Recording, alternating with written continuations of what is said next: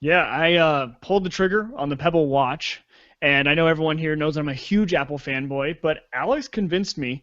I was talking to a buddy, I'm actually Colin, the co-host on my other show, and I told him, I'm like, the Pebble has all the features I would want, minus some of ones maybe I might use every once in a while, and then minus a lot of them that I would never use. And for the price point, you just can't beat it. So he had told me they were $88 last week, and so I went out and just so happened I was in a fantasy league that I actually won, and so I was like, hey, that perfect way to use the money than on the new Pebble watch. So I Fantasy grabbed baseball or fantasy, what was it this time? Yeah, baseball.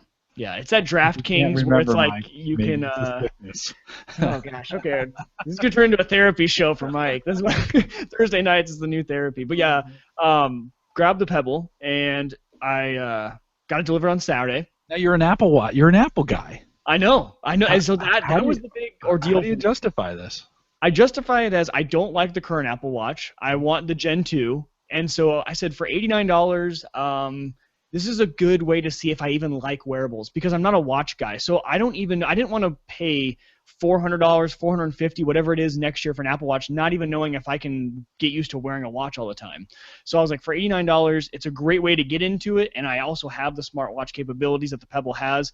And it has a lot more than I thought. When I first looked at these Pebbles, now this is the original Pebble watch, and when I first looked at these, there was not the App Store. So there is now a Pebble App Store where you install the app on your phone, and when you sync it up, you then have a watch face store and an app store. So you can actually, I have ESPN on here, I have Pandora, I have some apps for the actual watch that I didn't know that they had before. So it was kind of a different experience. I didn't even know that existed but until I installed the application when it arrived on Saturday. I was like, oh, look at this. Last time I looked at Pebble, they didn't have all these features. So yeah, it was kind of cool. I'm loving it so far. I did have to make some adjustments on my phone to what notifications come in because at first I was getting way too many. I did not realize how many times during the day my phone buzzed until it was on my wrist, and now my wrist is vibrating. But so I did have to make some adjustments, fine-tuning on the notifications.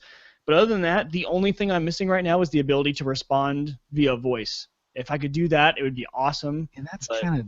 Would you really do? I mean, isn't that a weird conversation to be talking to your watch? see, I thought that. I thought that for a long time. I thought that would definitely be weird. So then, use case for it though. I'm leaving work. My phone is strapped to my hip. I get a text message from my buddy. I have my hands full of stuff from work, and I look down and I can read on the Pebble. You can actually read the entire message, so you can read through all your notifications. So I read the text.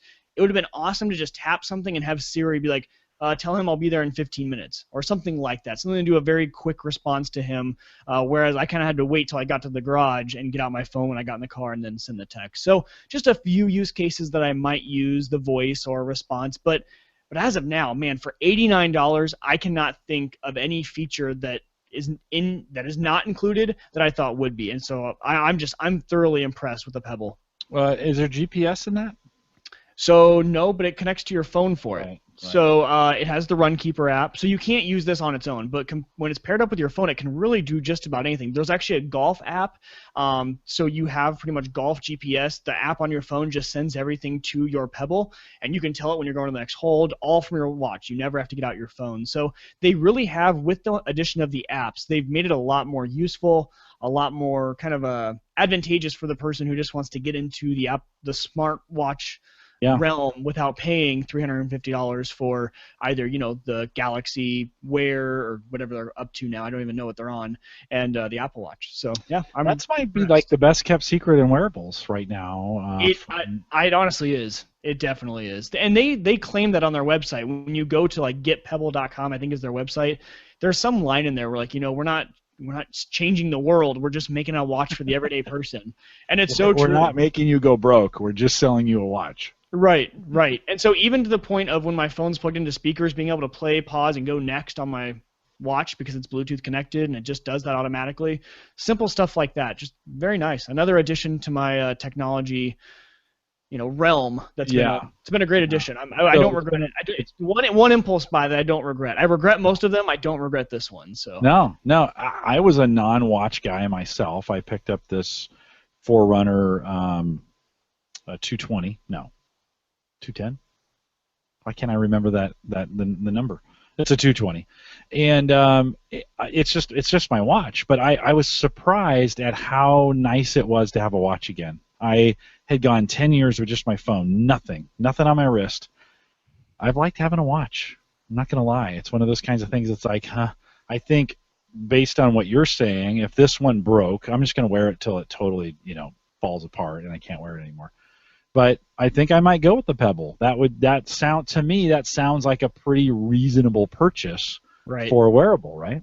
Right, and I might, I mainly did it because I had those winnings from fantasy. I'll just say I probably wouldn't have made the impulse buy, and had I won a little bit more, I think I might bump up to the Pebble Steel. So same exact operating system, same exact like black and white screen, nothing different, but the Steel looks a lot nicer, a little bit heavier. This thing is surprisingly light, like it's super light. I almost thought the box was empty when I bought it, so just a little light for me, but besides that, pretty darn good. No, very cool. One of those kinds of things, like I said, I like having a watch. That might be the one I go with. Although, the thing I found too is in the workplace. So I was very interested to see Monday when I went to work for the first time how I used it in the office. And it's kind of nice to be able to be in a meeting and pretend that I don't have a phone addiction, because everyone else in the meetings does the thing of, you have the phone turned over on your notepad, right? Or in your lap. And when it buzzes, people are kind of have to take a look. But if I don't have I'm the only one in that meeting that doesn't have the phone out turned upside down on our notepads or whatever. I just have my wristwatch, and I can when something comes in, I can tell right away if it's urgent or not, or if it's a work email or not a work email. So it's been nice. Yeah. No, very cool. I think for the average guy, that's actually a really reasonable watch option. The Steel is how much? 150. Okay. Even that's pretty reasonable. 89, 150, and then the brand new one, the color LCD one, is even more expensive. I'm not sure. It's probably worse battery life too. Pebble Time. Yeah, probably. This thing. So I charged. I didn't charge it. I opened it right up on Saturday, right as it came, and I was too excited. I installed it right away. Didn't have to charge it until Tuesday night. Wow. So not bad. Yeah. On battery life, and it came probably about 60 to 75%, I'd say. Yeah. Maybe 50. I use that. Ray says the Steel is a little bit dressier. It is. Yeah, that's a good way to describe it. Dressier, a little fancier looking. Ken says it has an accelerometer to track your steps. Yep, it does. So it has some activity. No GPS, but it does have the accelerometer. I think that's all you need. I mean, that kind of replaces the Fitbit from that standpoint. Is there any sleep tracking in there? Yep. So the app that most people suggest, there's a few that take advantage of the accelerometer. It's called Misfit, which I had never heard of before. I don't know if you have, being a fitness guy, but it's called Misfit, and it does sleep tracking, steps, running, all that sort of stuff. So. Oh, very cool. Yeah. Yeah, that'll be fun to see. It's one of those kinds of things you're super excited about it when you first get it, and then you start learning, or you get or you're like, man, this was great. I think